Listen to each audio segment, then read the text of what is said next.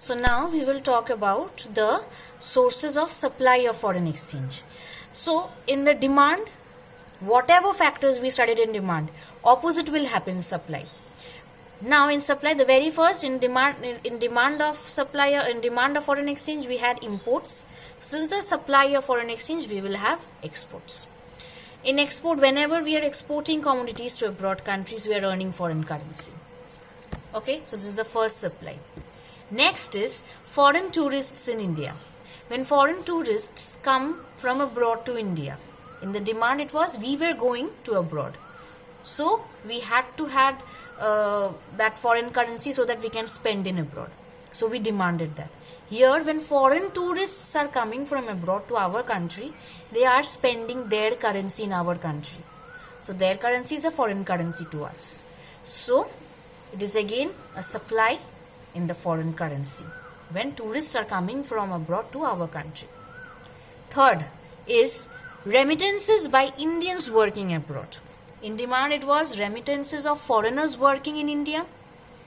They were sending money to their families abroad in foreign currency, so they demanded foreign currency. Here remittances of Indians working in abroad.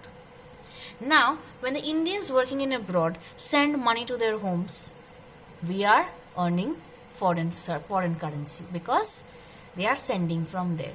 We are earning it. So there is again supply of foreign currency. Okay, they are sending from abroad. Next is foreign direct investment by multinational companies, FDI. Foreign direct investment by multinational companies. So when MNCs invest in India, okay, so they do their investment in foreign currency. So again it is a supply. Now because India earns that. Now purchase of shares by foreign investors. Purchase is a new thing in the supply, that is purchase of shares by foreign investors. Any purchase in Indian stock market,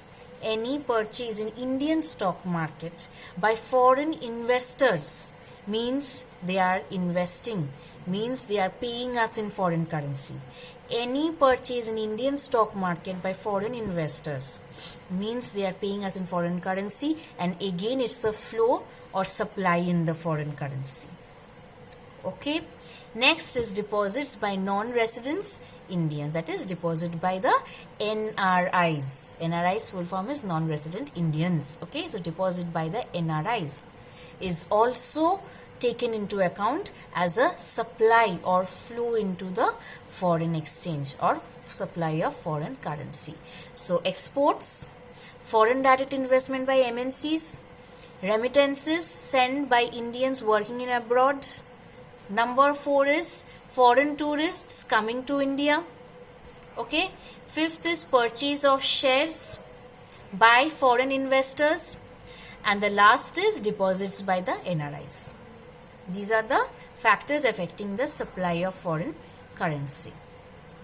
Now, in demand for foreign currency, we saw that there is a negative relationship between demand for foreign currency and price of the foreign currency. Here in the supply of price of the foreign currency and supply of foreign currency, there is a positive relationship, means direct relationship. So in this case, what is happening? When the price of the foreign currency is increasing, the supply of foreign currency is also increasing. When the price of the foreign exchange or foreign currency is falling, supply of foreign currency is also falling. So both the variables are moving in the same direction. If one is falling, the other is also falling. If the one is rising, other is also rising. So both the variables are moving in the same direction in case of supply. So the supply curve will be upward sloping. Mind it.